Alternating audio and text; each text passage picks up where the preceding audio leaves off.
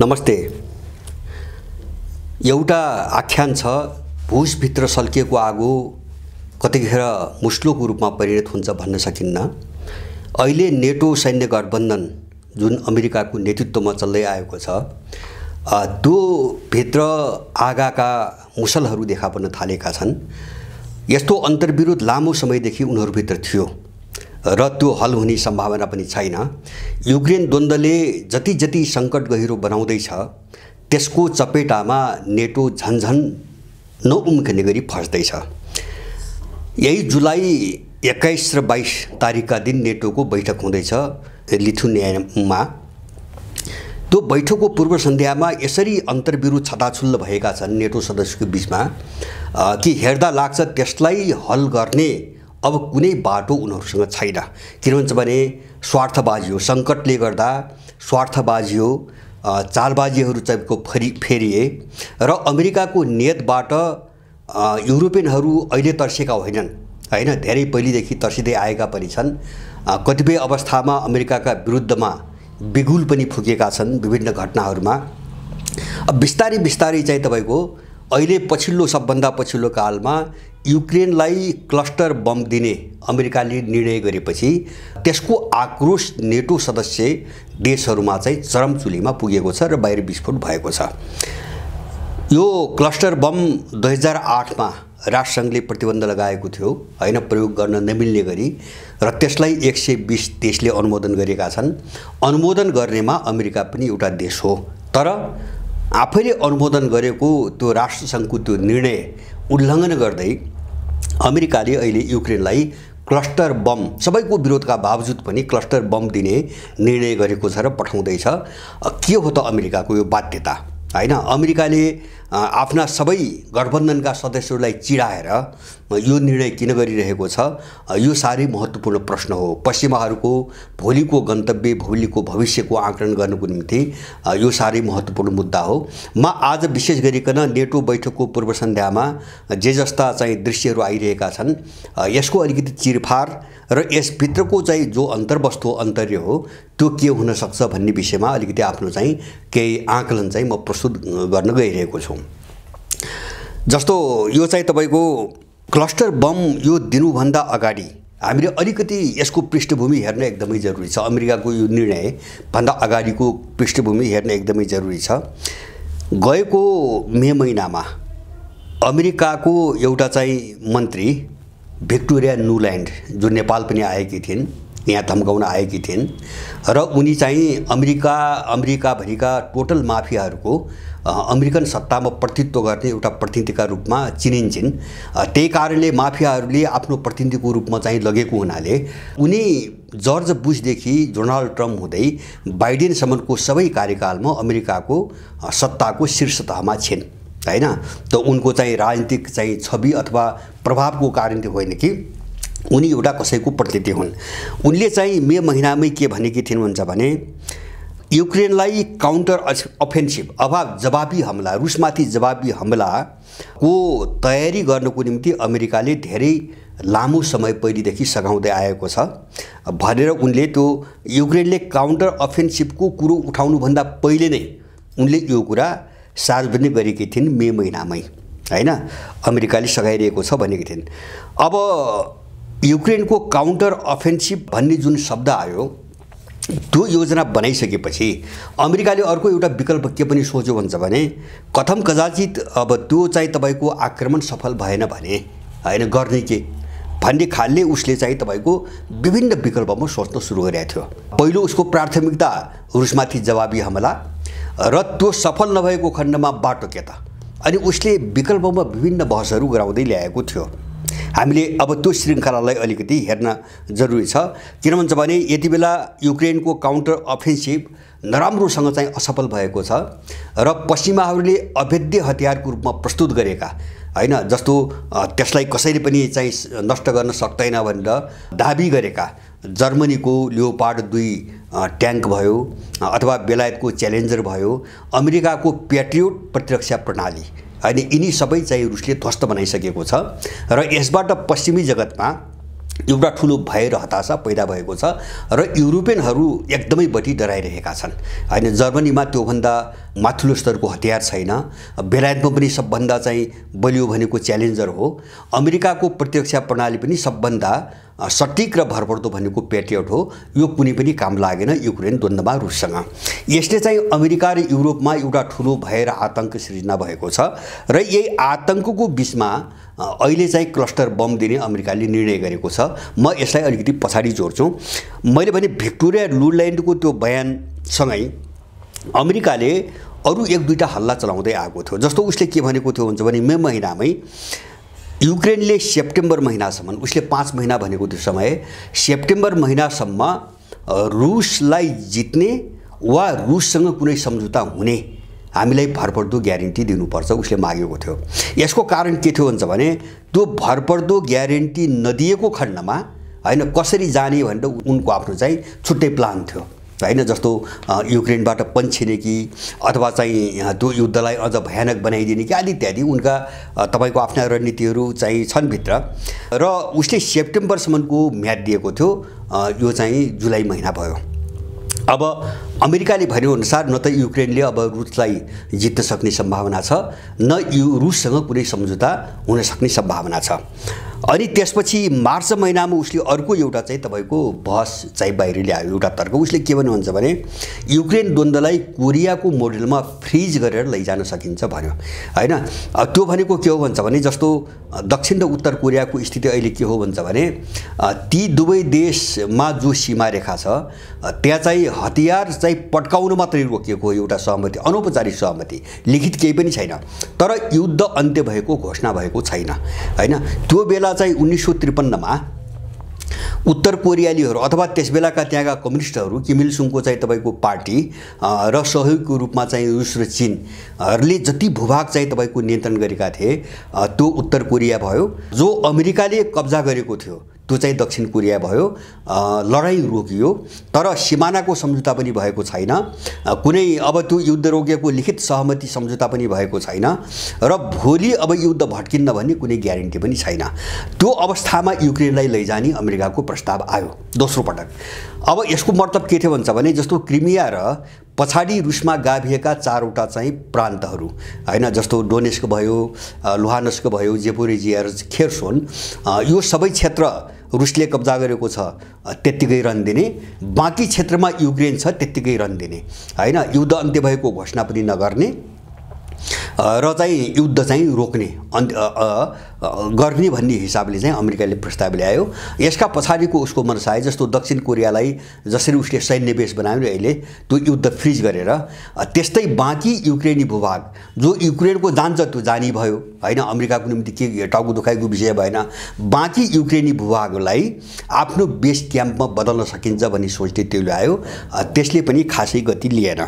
अहिले चाहिँ यो 2-4 दिन यता अर्को चाहिँ तपाईको कुरो उठाएको छ अमेरिकाले। न्युयोर्क टाइम्सले एउटा समाचार बाहिर ल्यायो, युक्रेन द्वन्द्वलाई चाहिँ इजरायली मोडेलमा चाहिँ तपाईको हल गर्ने भन्ने चाहिँ ल्यायो हैन, अथवा इजरायली मोडेलमा चाहिँ युक्रेनको सुरक्षाको ग्यारेन्टी गर्ने भन्ने बहस अहिले ल्याएको छ। त्यो भनेको के हो भन्छ भने कुनै निश्चित अवधिको निम्ति जस्तो इजरायल उनीहरूले बनाएपछि दोस्रो विश्वयुद्धपछि त्यो इजरायलको रक्षाको निम्ति एउटा निश्चित समयसम्म पश्चिमाहरूले पुरै हतियारको सहयोग गरे हैन, किन त्यहाँ मुस्लिमहरूले आक्रमण गर्छन् भन्ने उनलाई डर भयो। सुरुमा इजरायल कमजोर थियो हैन, इजरायलको अस्तित्व थिएन, त्यो फिलिस्तिनलाई समाप्त पारिकन बनाइएको देश हो र निश्चित अवधिसम्म चाहिँ उसलाई सहयोग गरिकन बलियो बनाएपछि अनि त्यो सहयोग उनीहरूले बन्द गरे। र अहिले इजरायली मोडेल अन्तर्गत युक्रेनलाई निश्चित समयसम्म सुरक्षाको ग्यारेन्टी दिने सधैँभरि दिन सकिँदैन, सधैँभरि चाहिँ असीमित कालको निम्ति सम्भव हुँदैन भन्ने खालको प्रस्ताव अमेरिकाले अहिले ल्याएको छ। अब त्यसपछि पछिल्लो कालमा जस्तो यो इजरायली मोडेलको कुरो आइसकेपछि अमेरिकन राष्ट्रपतिले के भने भन्छ भने यो भर्खर जुन महिनामै जुनको 12-13 उनले एउटा कुरा भनेका थिए, युक्रेनलाई नेटोको सदस्यता दिन सजिलो छैन, सम्भव छैन र लगभग नेटोको सदस्यता दिने कुराबाट अमेरिका बाहिर गइसकेको छ। किन भन्छ भने त्यसलाई थ्याक्न सक्ने अवस्था अब छैन हैन। जस्तो उसको सबै प्रयासहरू हावा खाँदै गएका छन् हैन, जस्तो कोरियन मोडेल भने, इजरायली मोडेल भने, अथवा चाहिँ तपाईको 5 महिनासम्म चाहिँ सेप्टेम्बरसम्म हामीलाई एउटा भरपर्दो ग्यारेन्टी देऊ हैन आदि इत्यादि कुनै पनि काम नलागिसकेपछि अब नेटोको सहायता दिने भनेको रुससँग भिड्ने हो।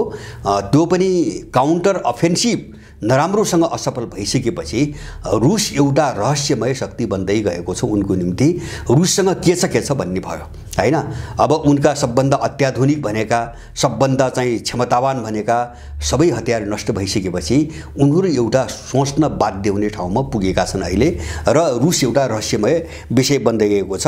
र अब यो त्यसपछि अहिले यो भर्खरै आएको क्लस्टर बम दिने निर्णय, यो निर्णयपछि नेटो ग्रुपभित्र ठुलो विस्फोट सुरु भएको छ हैन। अब विस्फोट किन भयो यो कारण महत्त्वपूर्ण छ। जस्तो विरोध गर्यो भन्छ भने अमेरिका बाहेक सबै उसको एकदम भरपर्दो भन्नेहरू, जस्तो जर्मनीले विरोध गर्यो, क्यानाडाले विरोध गर्यो, बेलायतले विरोध गर्यो, स्पेनले विरोध गर्यो, फ्रान्सले विरोध गर्यो। सबै देशहरू यसको विरुद्धमा छन् किन यो राष्ट्रसङ्घले प्रतिबन्ध लगाएको घटना हो, उनको तर्क त्यो छ। तर विरोधका पछाडिको कारण अर्कै छ। अब त्यो कारण के हो भन्छ भने अमेरिकाको अहिले हामीले सरसर्ती हेर्यौँ उसको दुईटा चाल जस्तो एउटा क्लस्टर बम बिना सल्लाह, त्यो पनि आफ्ना गठबन्धन सदस्यहरूको व्यापक विरोधका बावजुद क्लस्टर बम दिने निर्णय गरेको छ। क्लस्टर बम भने के हो भन्छ भने त्यो बम प्रहार गरेपछि अब एउटा बमबाट हजारौं अरू टुक्राहरू निस्कन्छन्, त्यसले ठुलो चाहिँ तपाईको क्षति पुर्याउँछ हैन। त्यो मास के अरे चाहिँ मेसेकारको निम्ति प्रयोग हुन्छ अथवा चाहिँ चारैतिर छरिएर राखेका हतियारहरूलाई नष्ट गर्नको निम्ति त्यो प्रयोग हुन्छ। एउटा चाहिँ जो सग्लो बम हुन्छ त्यो हानिसकेपछि त्यसले हजारौं बमहरू अरू सयौं बमहरू चाहिँ निकाल्छ। अब त्यो क्लस्टर बम दिने जो निर्णय गर्यो, अब त्यो निर्णयका पछाडि बाँकी सदस्य राष्ट्रहरूको तर्क यो प्रतिबन्धित हतियार हो भन्ने मात्रै छ। तर कुरो अर्कै छ के हुन्छ भने मैले दुईटा कोणबाट बुझ्छु। जसो यति बेला एउटा चाहिँ बिना सल्लाह उसले क्लस्टर बम जबरजस्ती क्लस्टर बम दिने निर्णय गरिरहेछ, अर्कोतिर दुईटा घटनातिर हामीले चाहिँ ध्यान कहाँ लगाउँ हुन्छ भने एउटा इन्डियालाई मोदीलाई बोलाएर इन्डियासँग जे सम्झौता गर्यो त्यसले गर्दाखेरि अमेरिका आफू कसरी सुदृढ हुने, भोलि परिस्थिति जस्तो बन्दैछ दुनियाँको, यसबाट बाँच्नको निम्ति कसरी सुदृढ हुने भन्ने खेलमा छ। जस्तो चाहिँ इन्डियामा सेमिकन्डक्टर उद्योग राख्नेदेखि लिएर अमेरिकन युद्धक विमानहरू अथवा चाहिँ युद्धसँग सम्बन्धित विमानहरूलाई चाहिँ मेन्टेनेन्सको निम्ति चाहिँ इन्डियन भूमिमा ल्यान्ड गर्न पाउने सम्बन्धका सम्झौता गरेको छ।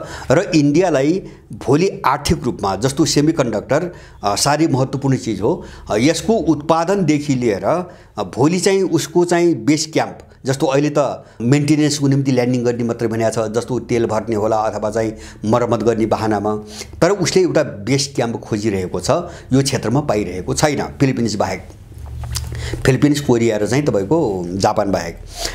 अब एउटा उसको इन्डियासँगको सम्बन्ध जो बढाइरहेछ नि, यो कोणबाट चाहिँ त्यो भोलिको तस्बिर उसले हेरिरहेको छ कस्तो होला।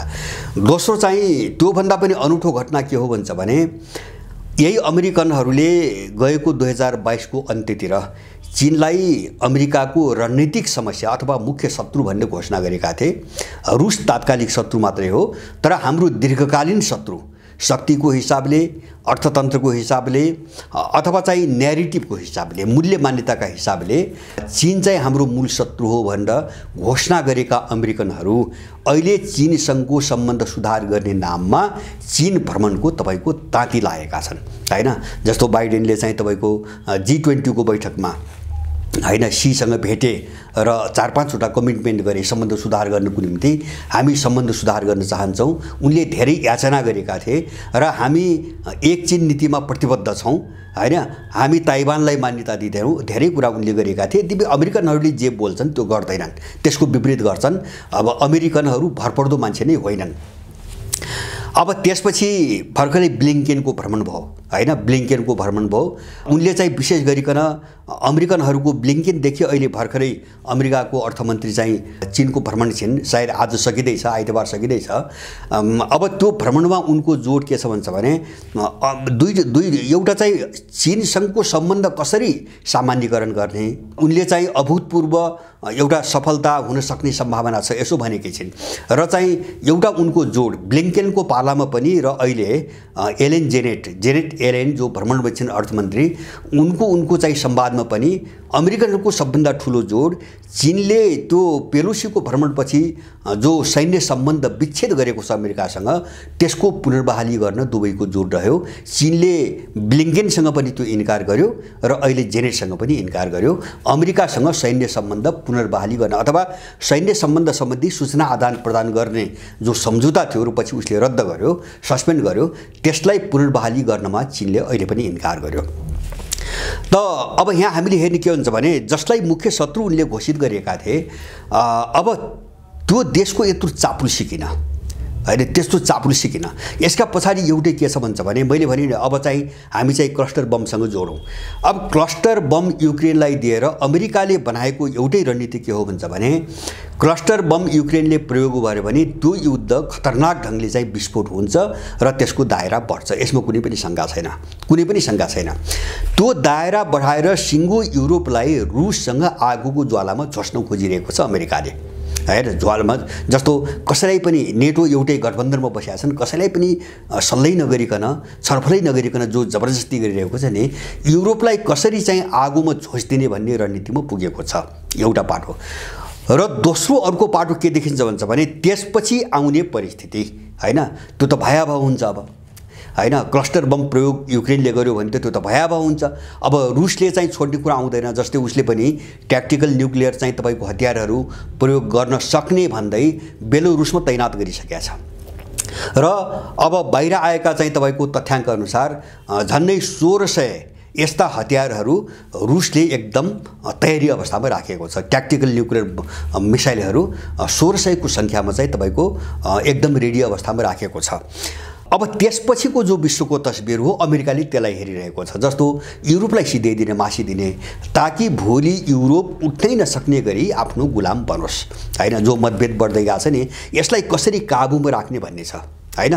अब युरोपलाई झोस्ने र अब त्यो परिस्थिति त्यसपछि जो भयावह हुन्छ त्यसबाट आफू जोगिनको निम्ति चीनसँग सम्बन्ध सुदृढ गर्ने, जस्तो इन्डियासँग पनि खेल त्यही हो। अहिले चीनको जो दलाली, एक खालको बाहिर हेर्दाखेरि दलाली, किन अमेरिकाले अहिलेसम्म जे व्यवहार गर्दै आएको छ नि ट्रम्पको पालादेखि 2018 मा, जो प्रत्येक चाहिँ न्यू खोज्ने, स्याङ्सन भन्ने, अनि चाहिँ तपाईँको ताइवानलाई हतियार बेच्ने, ताइवानको स्वाधीनता भन्ने, कहिले चाहिँ सिन्जियान भन्ने, कहिले सीलाई डिक्टेटर भन्ने, यिनी अमेरिकनहरू जो चाकरीमा निर्लिप्त छन् नि, अब यसका पछाडि अरू के भने दुईटा कारण, एउटा चाहिँ तीनटा कारण देख्छु मैले। एउटा अमेरिका खोक्रो भइसकेको छ, होइन। बाहिर त्यो कागजी बाघ हो, हवा धेरै मचाइरहेछ। अब त्यस कारणले गर्दाखेरि ऊ आफ्नो सेफ ल्यान्डिङ अथवा चाहिँ अहिलेको जो तनाव छ यसबाट अलिकति जोगिएर कसरी चाहिँ ब्याक हुने, जस्तो चीनसँग सम्बन्ध सुधार गरेको देखाएर कसरी ब्याक हुने, एउटा त्यो खेलमा लागिरहेछ। दोस्रो युरोपलाई सक्न खोजिरहेछ, होइन।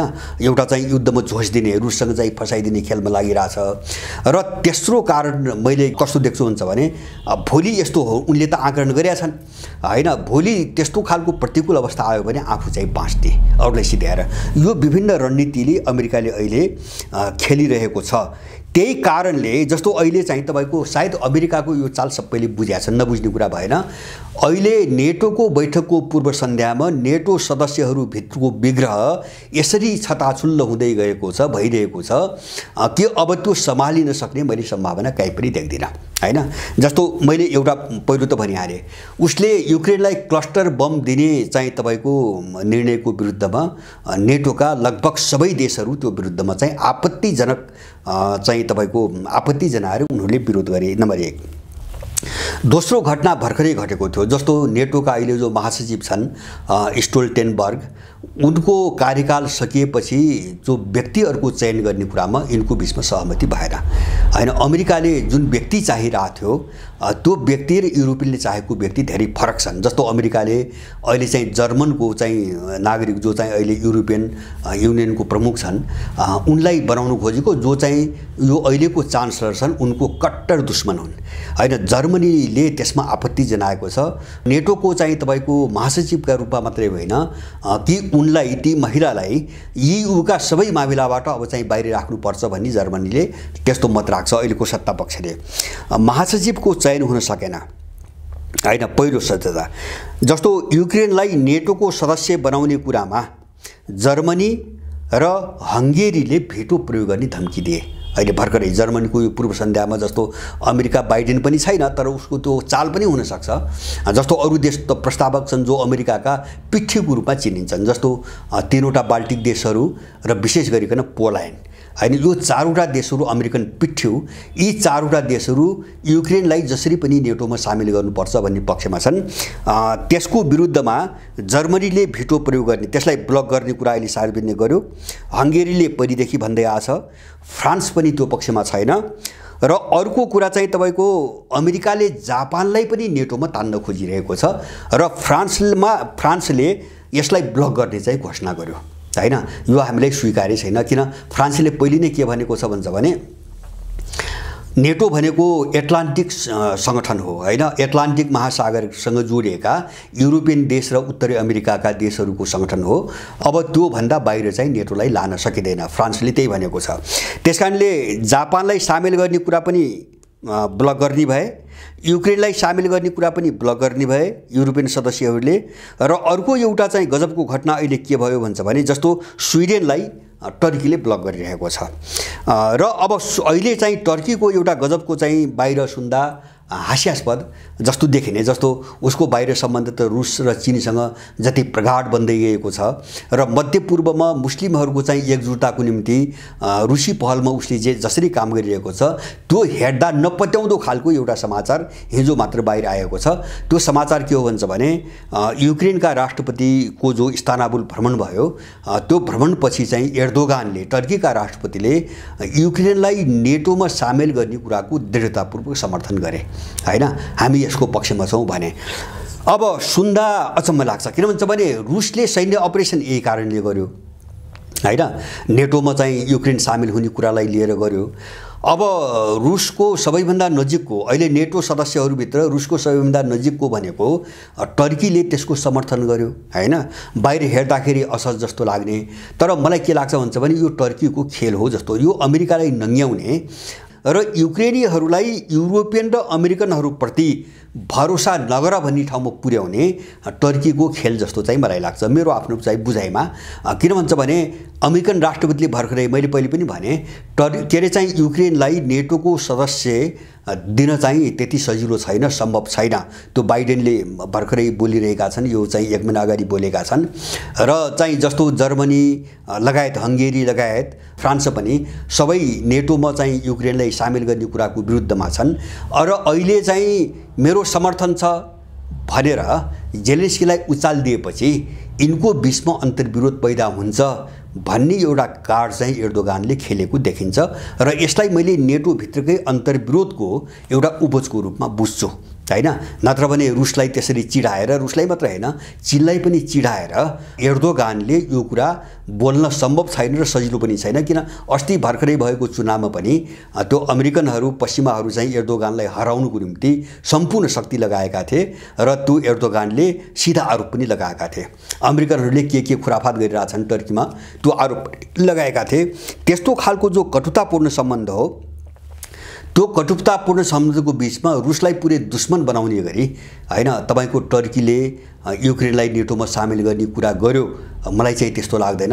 हुनसक्छ मान्छे चाहिँ पोजिसन बदलिन पनि सक्छ, हुन पनि सक्छ, तर अहिलेसम्मको सबै परिस्थिति हेर्दा त्यो चाहिँ तपाईँको नेटो सम्बद्ध अरू पश्चिमा देशहरूलाई अप्ठ्यारोमा पार्नकै निम्ति एर्दोगानले यो कार्ड खेले जस्तो देखिन्छ।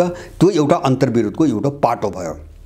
अर्को चाहिँ तपाईँको युरोपियन युनियनहरू अमेरिकन चङ्गुलमा फस्दा युरोपियन युनियनका मुख्य देशहरू कस्तो समस्यामा फसिरहेछन् भन्छ भने जस्तो फ्रान्सको एउटा उदाहरण दिउँ। फ्रान्समा जो विद्रोह भयो, अब यी हिजोदेखि फेरि चाहिँ प्रदर्शन सुरु भयो। यद्यपि अहिले र्याली र जुलुसहरू भइरहेका छन्, प्रदर्शन सुरु भयो, त्यो रोकिने सम्भावना छैन र फ्रान्सले बुझ्यो अब फ्रान्समा यसलाई नियन्त्रण गर्न सकिन्न, यो दीर्घकालीन समस्या भएर गयो।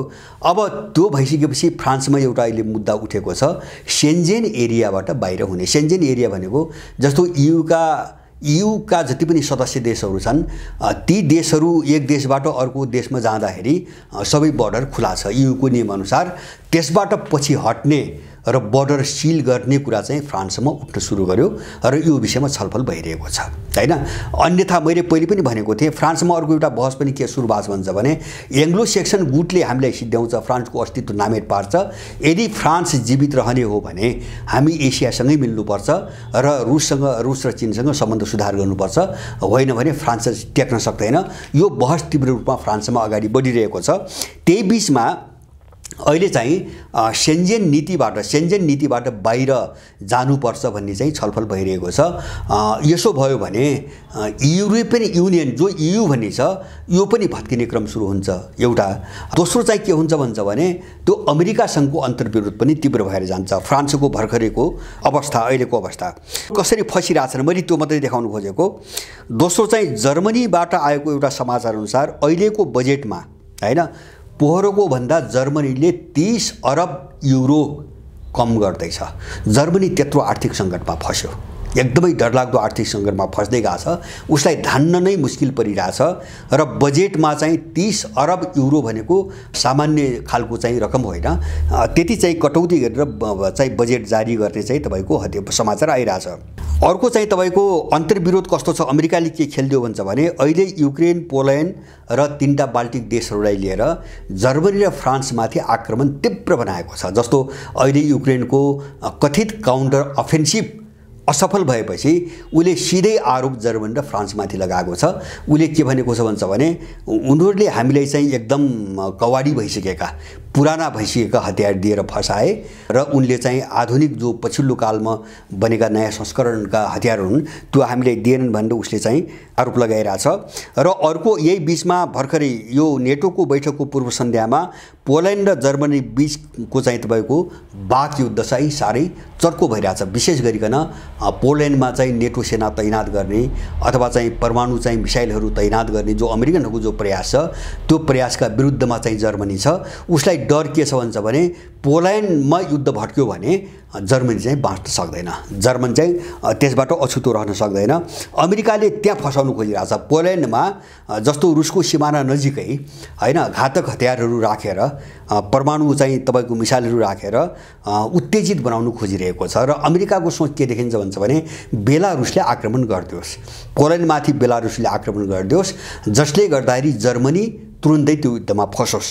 अब यो खेल अमेरिकाले अहिले खोजिरहेछ। जस्तो अमेरिकाको एउटा दोहोरो चरित्र, म एउटा उदाहरण दिउँ, अमेरिकाले कसरी खेलिरहेछ। जस्तो अर्कालाई फसाउने उसको हमेसा नीति के हुन्छ, जस्तो किसिन्जरले पहिले नै भनेका छन् नि, अमेरिकाको थाई मित्र पनि छैन शत्रु पनि छैन, उसको थाई मित्र कोही हो भने उसको आफ्नो चाहिँ स्वार्थ हो, आफ्नो फाइदा हो हैन।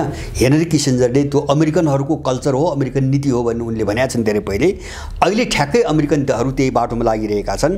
र त्यसको उदाहरण के देखिन्छ भन्छ भने यो 8 जुलाईमा RT रसिया टुडे भन्ने एउटा अनलाइन सेक्सनमा आएको समाचार, यो अहिले गएको महिनासम्म आइपुग्दा अमेरिकाले रुसबाट गर्ने आयात 2 गुणाले बढ्यो हैन। योभन्दा अगाडिको जो आयात गर्थ्यो नि त्यो चाहिँ 2 गुणाले बढ्यो। चरित्र हैन, अरूलाई चाहिँ रुसमाथि प्रतिबन्ध र अब उसँग भिडाउनुको निम्ति यत्रो खेल खेलिरहेको छ, तर रुससँग हुने आयात चाहिँ 2 गुणाले बढायो। अब आँकडा के छ भन्छ भने फरवरी महिनाको यो 2023 को फरवरी महिनाको हो, उसले रुसबाट $642.8 मिलियन आयात गर्यो र रुसमा निर्यात गर्यो 65.2 मिलियन। भनेपछि रुसले आयात गर्ने अमेरिकन सामानको मात्रा वात्तै घटेको छ, यो फरवरीको हो। र अमेरिकाले रुसबाट आयात गर्ने चाहिँ मात्रा वात्तै बढेको छ। रुससँगको सम्बन्धको एउटा चित्र। अर्को म चाहिँ तपाईँको के अरे चाहिँ मैले चीनसँग उसले सम्बन्ध सुधार गर्नको निम्ति, जस्तो युरोपियनहरूलाई चाहिँ G20 को बैठकमा पनि G7 को बैठकमा पनि अमेरिकाले युरोपियनहरूलाई दिएको दबाब के हो भन्छ भने चीनमाथि प्रतिबन्ध बढाऊ हैन। उसले सधैँभरि त्यही भन्यो, चीनमाथि प्रतिबन्ध बढाऊ, चीनसँग सम्बन्ध विच्छेद गर। किन भन्छ भने चीनले रुसलाई सघायो र रुसलाई हराउन सकेन। अमेरिकाले सधैँभरि त्यहाँ भित्र खेल खेलेको त्यही हो, तर बाहिर त्यसको विपरीत भूमिका खेलिरहेको छ। मैले अघि नै भने चीनसँग कसरी सम्बन्ध सामान्यकरण गर्ने, र अहिले जेनेट येलेन जो चाहिँ अर्थमन्त्री चाहिँ चीनमा छिन्, उनले त के भनेको हुन्छ भने चीन र अमेरिका बीचको अहिलेको आवश्यकता भनेको नीतिगत सुधारको आवश्यकता हो। कुनै एउटा एजेन्डा मात्र हैन, चीन र रुसको सम्बन्ध, चीन र अमेरिकाको अमेरिकाको सम्बन्ध कसरी सामान्य बनाउने, कसरी हार्दिक बनाउने भन्ने कुरा नै अहिले महत्त्वपूर्ण कुरा हो। उनी त्यहाँसम्म पुगेकी छन्। जो चाहिँ उनीहरूले मुख्य दुश्मन घोषित गरे चीनलाई, त्यो उनको रणनीतिसँग कहीँ पनि मिल्दैन। अब यो सबै नेटो सदस्य देशले हेरिरहेका छन् र उनीहरू कहाँसम्म, अमेरिका एक हदसम्म कहाँसम्म सफल भयो सुरुको नीति, अब के गर्छन् भन्न सकिँदैन। जस्तो यो क्लस्टर बमको कुरा आएपछि अब जापानलाई नेटोमा ल्याउने, युक्रेनलाई नेटोमा ल्याउने, अथवा चाहिँ परमाणु हतियारहरू रुसको वरिपरि लैजाने आदि इत्यादि कुराहरूमा चाहिँ तपाईँको यो जो मतभेद छताछुल्ल भइरहेछ द्वन्द्व, अब यसपछि युरोपियनहरूको चाहिँ सोच कसरी जान्छ त्यो अहिले चाहिँ अनुमान गर्न सकिँदैन। तर एक हदसम्म अमेरिकनहरू सफल भएका हुन्। यद्यपि जर्मन चान्सलर चीन गए, म्याक्रोन पनि चीन गए, दुवैले चाहिँ तपाईँको हामी चीनसँग सम्बन्ध विच्छेद गर्न चाहन्नौँ व्यापारिक क्षेत्रमा हैन। जस्तो डिकपल भन्ने शब्द बढी प्रयोग गरे, डिकपल हुन चाहन्नौँ हैन, अथवा चीनसँग अलगिन चाहन्नौँ। तर पनि अमेरिका धेरै हदसम्म सफल भयो। जस्तो डिरिस्किङ भन्ने एउटा चाहिँ तपाईँको शब्द व्यापक रूपमा पछि आयो यो पछिल्लो कालमा। त्यो भनेको चीनसँग अलिकति बढी रिस्क नहुने गरी, जोखिम बढी नहुने गरी चीनमाथि चाहिँ चीनसँगको सम्बन्धलाई अलिकति साँघुरो बनाउने, अलिकति सीमित गर्ने कुरामा युरोपियन युनियनका यु पनि गएको हो, पछिल्लो कालमा गएको अमेरिकन दबावमा। त्यो मात्रै हैन, जस्तो युरोपियनहरूले चीनप्रति अलिकति आक्रामक, पछिल्लो कालमा चाहिँ यो 5-7 महिना यताको स्थिति हेर्नु भने चीनप्रति बढी आक्रामक हुँदै पनि गए। त्यसैको परिणामस्वरूप अस्ति भर्खरै के भयो भन्छ भने युरोपियन युनियनका विदेश मन्त्री भनौँ, एक खालको विदेश मन्त्री अथवा विदेश मामिला प्रमुख जोसेफ बोरेल, उनको चीन भ्रमणको जो तालिका थियो त्यो चीनले चाहिँ रद्द गरिदियो हैन, रद्द गरिदियो र युरोपियन फस्दै गए हैन। अब युरोपियन युनियनसँग चाहिँ तनाव चीनको बढ्दै गयो, अमेरिकाले सम्बन्ध सामान्यकरण गर्दै गयो। अब यो जो खेल चाहिँ खेलिरहेछन्, यसले गर्दाखेरि नेटो अब विघटनको दिशातिर जाने सम्भावना एकदम प्रबल छ। किन भन्छ भने उसको पछिल्लो खेल हेर्ने हो भने त्यो चाहिँ युरोपियनहरूलाई बचिरहेको छैन हैन। चाहे नेटोको मुद्दालाई लिएर होस्, चाहे चीनसँगको सम्बन्धको कुरोलाई लिएर होस्, चाहे रुससँग भित्रभित्र भइरहेको जो सौदाबाजी छ त्यो कुरालाई लिएर होस्, उसको हमेसा रणनीति आफूलाई चाहिँ सुदृढ गर्ने हैन, आफूलाई सबैतिरबाट अनुकूल बनाउने र अरूलाई चाहिँ फसाइदिने। र मलाई लाग्छ सायद यो युरोपियन युनियनका देशहरू जो अमेरिकन एउटा कार्डको रूपमा प्रयोग भयो नि, त्यसबाट सबक लिउन् भन्ने हिसाबले होला हैन, त्यो पनि हुनसक्छ। सबक लिउन् र अमेरिकासँग अलिकति उनको दूरी बढोस् भन्ने हिसाबले होला। रुस र चीनको पनि के देखिन्छ भन्छ भने भित्र अमेरिकासँगको संवाद अथवा चाहिँ कारोबारलाई पनि उनले बढाइरहेका छन्। जस्तो अहिले चिनियाहरूको पनि त्यो देखिन्छ। अब चिनियाहरू यो ब्लिङ्केनको भ्रमण अथवा चाहिँ अहिले जेनेट एलेनको भ्रमणमा पनि अमेरिका र चीन बीचको सम्बन्धले नै विश्वको भविष्य तय गर्छ भन्ने खालका अलिकति बढी चाहिँ फुलाएर चाहिँ तपाईँको भाषा प्रयोग गरिरहेका छन्। र रुसले पनि भित्र गरिरहेको जो कारोबार हेर्दा के देखिन्छ भन्छ भने युरोपियनहरूले बुझुन् अमेरिका के हो भन्ने कुरा बुझुन् र एउटा सङ्कटमा नगइकन उनीहरू बुझ्दैनन् भन्ने कोणबाट पनि यतातिरको रणनीति देखिन्छ।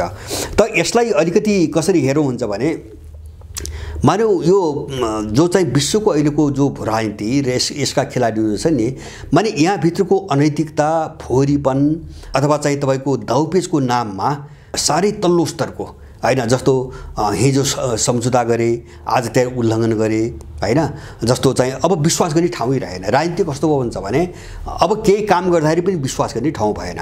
जस्तो चाहिँ अन्तर्राष्ट्रिय नियमले, नैतिकताले, कानुनले कसैका सम्पत्ति जफत गर्न पाइँदैन। जस्तो त्यो विश्वासको आधारमा राखिन्छ।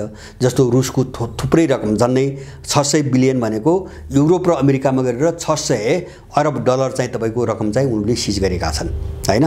र त्यो चाहिँ जफतै गर्ने विषयमा उनको बिचमा मतभेद छ। जस्तो अमेरिका जफतै गर्नुपर्छ भन्नेमा छ अथवा पोल्यान्ड त्यो पक्षमा छ, तर जर्मनी र फ्रान्सले त्यसको विरोध गरेका छन्। सिज मात्रै हो, त्यसलाई जफत गर्न मिल्दैन। अब यसो गरियो भने विश्वास सबै टुट्छ हैन। जस्तो यस्ता खालका खेलहरू पनि यहाँ भइरहेका छन्। जस्तो एउटा कुरा गर्छ काम अर्को गर्छ। जस्तो अमेरिकनहरूले त्यो चाहिँ G20 को बैठकमा सी जिनपिङसँग साह्रै नरम भएर साह्रै लत्रिएर सम्बन्ध सुधारका कुरा गरे, तर अब व्यवहारमा त्यो गर्दैनन्। अनि ब्लिङ्केन गए, चाप्लुसीको भाषा प्रयोग गरे, अब चीन र अमेरिकाले सम्बन्ध सुधार्नुपर्छ भने, अनि उनी फर्केको भोलिपल्ट बाइडेनले के भन्छ, सी जिनपिङ तानाशाह हो हैन, ऊ डिक्टेटर हो। अमेरिकनहरूको कस्तो देखिन्छ भने एउटा विक्षिप्तता, हैन, एउटा म चाहिँ ठुलो महाशक्ति हुँ, म चाहिँ ठेकेदार हुँ, संसारको ठेकेदार हुँ, म मालिक हुँ भनी त्यो धङधङी पनि छ, हिजोको धङधङी छ, बाँकी छ। तर वास्तवमा ऊ छैन, धेरै खोक्रो भइसकेको छ आन्तरिक रूपमा पनि र बाहिर उसले घोषणा गरेका शत्रुहरूसँगको सम्बन्धलाई लिएर पनि, चाहे ईयूसँगको सम्बन्ध होस्, चाहे नेटोभित्रको सम्बन्ध होस्, चाहे उसको आर्थिक अवस्था र देशभित्रको आन्तरिक चाहिँ तपाईँको द्वन्द्वको परिस्थिति होस्, अमेरिका धेरै कमजोर भइसकेको छ र त्यसले एउटा विक्षिप्तता जो पैदा गर्यो नि, कुण्ठा, हैन, कुण्ठा र जो विक्षिप्तता पैदा गर्यो, त्यसले अमेरिका एउटा अराजकताको बाटोमा जाँदैछ, हैन। अब के गर्दाखेरि चाहिँ आफ्नो हात माथि पार्न सकिन्छ उसले केही बुझ्न सकिरहेको छैन। यो विध्वंसबाट सकिन्छ कि, हैन, आफ्नै एलायन्सभित्रका कसलाई हिँड्याएर सकिन्छ कि, अथवा चाहिँ तपाईँको अलिकति सेफ ल्यान्डिङ हुनसक्छ भने चीन र रुससँग अलिकति चाहिँ साखुल्यता देखाएर चाहिँ हुन्छ कि, हरेक खालका उपायहरू अमेरिकाले खोजिरहेको छ। अब यो भनेको के हो भन्छ भने एउटा कोणबाट दोषान्तमा गयो दुनियाँ। जस्तो मैले भने नि, जति पनि अन्तर्विरोध एक आपसमा छताछुल्ल भइरहेछन्, दुनियाँ दोषान्तमा गयो। अब चाहिँ या त जस्तो क्लस्टर बम उसले दिनै हाल्यो, अहिले निर्णय मात्रै छ, दिनै हाल्यो र युक्रेनले त्यो प्रयोग गर्यो भने मलाई लाग्छ रुसले ट्याक्टिकल न्युक्लियर बम प्रयोग गर्छ। त्यसले चाहिँ युद्ध चाहिँ अब गुणात्मक एउटा उचाइमा गयो, यसलाई रोक्न अब सम्भवै हुँदैन। या अर्को चाहिँ एउटा परिस्थिति कस्तो हुनसक्छ भन्छ भने अमेरिकाको यो चालबाट चाहिँ अब निर्णायक रूपमा सबक लिनुपर्छ भन्ने ठाउँमा युरोपियनहरू गए भने नेटोमा विभाजन अब सुनिश्चित छ, हैन। अथवा चाहिँ अहिले तत्कालै, हैन, 2-4 महिनाभित्रै विभाजन भएन भने पनि नेटो अब एउटा सुदृढ सैन्य गठबन्धनका रूपमा काम गर्न सक्ने हालतमा चाहिँ नेटो अब रहेन। अब यो अवस्थाले पनि के गर्छ भन्छ भने अब उनीहरूको पतनलाई नै देखाउँछ। अब मैले उनीहरूको आर्थिक स्थिति जस्तो यो ध्रुवीकरणमा उनीहरू किन टेक्दैनन्, पश्चिमाहरू टेक्ने सम्भावना मैले किन देख्दैन, म केही तथ्याङ्क, केही प्रमुख युरोपियन देशहरू, अमेरिकासहित केही प्रमुख युरोपियन देशहरू र रुस र चीन जो एक आपसमा चाहिँ प्रतिस्पर्धा गरिरहेका छन्, उनका मैले यो पछिल्लो सबभन्दा पछिल्ला यो मार्चतिरका आँकडाहरू केही, जस्तो बेरोजगारी प्रतिशत कुन देशमा कति छ, जीडीपी ग्रोथ रेट अथवा जीडीपी कुल गार्हस्थ्य उत्पादनको वृद्धि दर कति छ र मुद्रास्फीति कति छ, म अलिकति आँकडा देखाउँछु। त्यसले के सहयोग गर्छ भन्छ भने पश्चिमाहरू उँभो लाग्ने बाटोमा छैनन्, हैन। यो लडाईँ चर्कियो भने उनीहरू ध्वस्तै हुन्छन्, थलानै पर्छन् र त्यसमा पनि विशेष गरिकन युरोपको विघटन हुने सम्भावना एकदमै प्रबल हुन्छ। मैले पहिले पनि भनेको छु, धेरै मान्छेहरूले बाहिर अहिले चाहिँ रमझम देखेर चाहिँ पत्याउँदैनन्, हैन, अब यो चाहिँ यस्तो हुँदैन भन्ने खालका केही चाहिँ प्रतिक्रियाहरू पनि मैले सुनेको छु।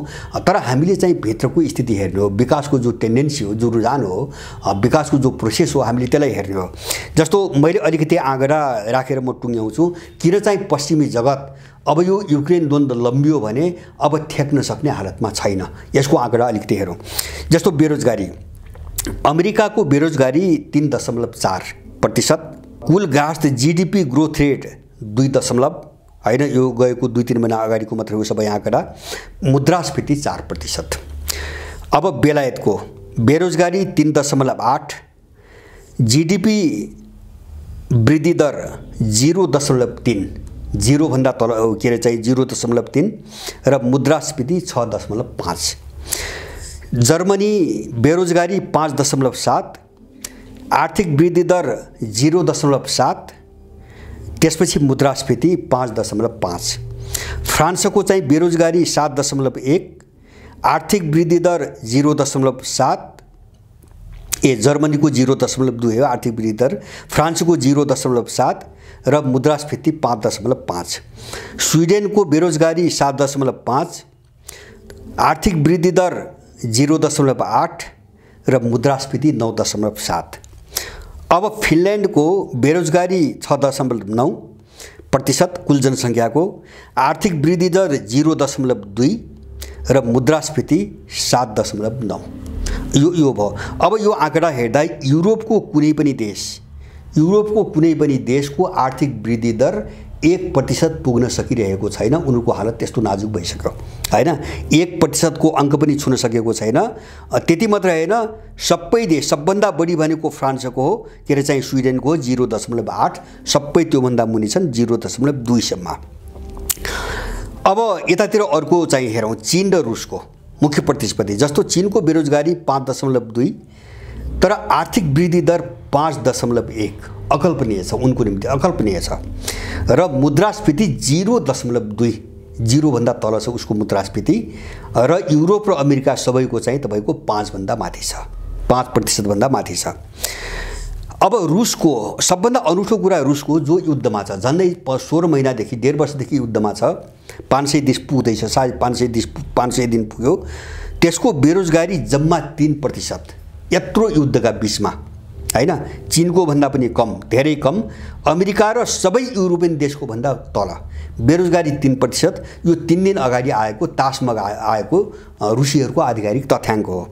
र जीडीपी वृद्धि ग्रोथ, आर्थिक वृद्धि दर 4.7 भने चीन पछिको आर्थिक वृद्धि दर छ, जबकि युरोपियनहरू कोही पनि 0 भन्दा 1 अङ्कभन्दा मुनि छन् आर्थिक वृद्धि दर। र उसको मुद्रास्फीति झन्डै चीनको बराबर 0.31। मुद्रास्फीतिबाट पनि रुस मुक्त छ। आर्थिक वृद्धि चाहिँ तपाईको पनि घट्दै छ, एकदम चाहिँ तीव्र रूपमा बढेको छ। र बेरोजगारी पनि युरोपियन र अमेरिकनभन्दा धेरै तल छ। यो हो अहिले सबभन्दा पछिल्लो तपाईको आँकडा। यो आँकडाले के भन्छ भने पश्चिमा जगतको विध्वंस सुनिश्चित छ हैन। अब त्यो विध्वंस चाहिँ तपाईको कसरी उनले म्यानेज गर्छन् त्यो भन्न सकिँदैन होला, म्यानेज हुन सक्छ। जस्तो युरोपले अहिलेसम्मको आफ्नो नीतिमा टोटल पुनर्विचार गर्न सक्यो भने, अथवा त्यो बाटोमा गयो भने त्यो व्यवस्थापन पनि होला। अन्यथा युरोप विघटन हुन्छ, यसमा अब कुनै शङ्का छैन हैन। युरोप विघटन हुन्छ। किन यो सङ्कट अझ किन टेन्डेन्सी के हो भन्छ भने, ट्रेन्ड के हो भन्छ भने, यो चाहिँ झन्झन खस्दै गएको ट्रेन्ड हो हैन। जस्तो आर्थिक वृद्धि दर युरोपमा जे देखिएको छ, यो अलिक अगाडि गएको 1 वर्षदेखि खस्दै गएको छ। यो बढ्ने क्रममा कहीँ पनि छैन हैन। जस्तो मुद्रास्फीति पनि स्वात्तै बढ्ने क्रममा छ, त्यो घट्ने क्रममा छैन, लगातार बढ्ने क्रममा छ। र बेरोजगारीको हालत पनि त्यही छ। भनेपछि यो जो प्रक्रिया गइरहेछ नि, जुन रुझान देखा परिरहेछ, यसले युरोपको चाहिँ तपाईको विघटन र विसर्जन अनिवार्य देखाउँछ। मैले त्यस्तो बुझ्छु। किन भन्छ भने एउटा त उनीहरूभित्रको आन्तरिक विभाजन हैन। जस्तो मैले रुस द्वन्द्वलाई, युक्रेन द्वन्द्वलाई लिनु भने चाहिँ जस्तो हङ्गेरी, सर्बिया लगायतका देशहरूको पोजिसन जबरजस्त विरोधी छ, युक्रेनलाई सहयोग गर्ने कुरोको विरुद्धमा छ। अर्कोतिर चाहिँ तपाईको युभित्र कस्तो हुन्छ भने, जस्तो फ्रान्स अब सेन्जेन नीतिबाट बाहिर चाहिँ जाने चाहिँ बाटोमा लाग्यो, त्यो बहस सुरु भयो भनेपछि युलाई अर्को झट्का, बेलायतको ब्रेक्जिट पछि अर्को जबरजस्त झट्का हुन्छ फ्रान्सले यो निर्णय गर्यो भने। मलाई लाग्छ त्यसपछि युको अर्थ पनि अब रहँदैन। तेस्रो चाहिँ युभित्र विभाजन, प्रो रसियन, प्रो अमेरिकन र प्रो EU, 3 खालको विभाजन साह्रै चर्को भएर गइसक्यो। र तेस्रो युभित्र चाहिँ आर्थिक सङ्कट र मन्दीको जुन लहर छ नि, जुन प्रक्रिया छ, यो चाहिँ कुनै वैकल्पिक स्रोत भए त सुधार हुँदो हो। अब स्रोत केही पनि छैन, यो घट्दै जाने हो। मुद्रास्फीति र महँगी बढ्दै जाने हो, आर्थिक वृद्धि त घट्दै जाने हो, र बेरोजगारी चाहिँ तपाईको बढ्दै जाने हो। यो चिजले युरोपियन युनियनको भविष्य राम्रो देखिँदैन। अमेरिका यसमा सफल हुन्छ कि असफल हुन्छ त्यो युरोपियनहरूको सोचमा अब निर्भर गर्छ। तर अमेरिकाले युरोपलाई एउटा चाहिँ तपाईको एम्बुसमा चाहिँ पारिसक्यो हैन, यसमा अब कुनै पनि शङ्का भएन। एक खालको सङ्कटमा चाहिँ हालिसक्यो। र यसले के देखाउँछ भन्छ भने, अमेरिकाप्रति संसारका सबै देशहरू एकदमै होशियार हुन जरुरी छ हैन। जस्तो हाम्रो जस्तो देश त युरोपियन त जिन्दगीभरि उसलाई साथ दिएर चाहिँ हिजो सोभियत सङ्घसँग लडेका, अहिले रुससँग लडेका, चीनसँग लडेका हैन, उसको रणनीतिमा हिँडेका देशहरूलाई समाप्त पार्न त उसले यस्तो खेल खेल्छ भने नेपालमा उसले के गर्छ। जस्तो यो पछिल्लो कालमा अहिले रुसीहरूले या 13-14वटा चाहिँ प्रोजेक्टहरूमा आफ्नो चाहिँ संलग्नताको निम्ति प्रस्ताव पठाइसकेपछि अमेरिकनहरूको एकदम गतिविधि बढेको छ, त्यसलाई रोक्नुको निम्ति अहिले हैन। सुन्दैछु समाचारमा आएअनुसार जस्तो MCC का केही पदाधिकारी र चाहिँ अमेरिकन अरू पदाधिकारीहरू फेरि नेपाल आउँदैछन्। उनीहरूले चाहिँ कसरी चीन र रुसलाई ब्लक गरेर यहाँ रोकिदिएर कसरी चाहिँ नेपाललाई, जस्तो हामी ताइवान भन्छौँ नि, उनले ताइवान बनाउनु खोजेको। अब यद्यपि ठुलो जोखिम भावनाले उनी पछि हटे र अहिले चीनसँग सम्बन्ध सुधार गर्न किन गयो भन्छ भने चीनले ताइवान लग्छ हैन, उसले ठुलो स्वर निकालेर चीनलाई तर्साउनु खोज्या हो। चीन चाहिँ हल्लिएन कति पनि हल्लिएन। नहल्लिएपछि अमेरिका पछि हट्यो हैन। ताइवान लग्छ। अब ताइवान लग्यो भने म लड्दैन, उसलाई थाहा छ म लड्ने कुरा आउँदैन, थाहा छ। अब त्यो भइसकेपछि उसले चीनसँग सामान्यीकरण गर्ने, सम्बन्ध सामान्यीकरण गर्ने। अब उसले नेपाललाई चाहिँ बर्बाद पार्न सक्छ। हामी यसप्रति अत्यन्तै सजग हुनुपर्छ, किन उसले विश्वभरि यही चरित्र देखाइरहेछ। नेपाललाई उसले छोड्ने भन्ने कुरा आउँदैन। हस्, धन्यवाद।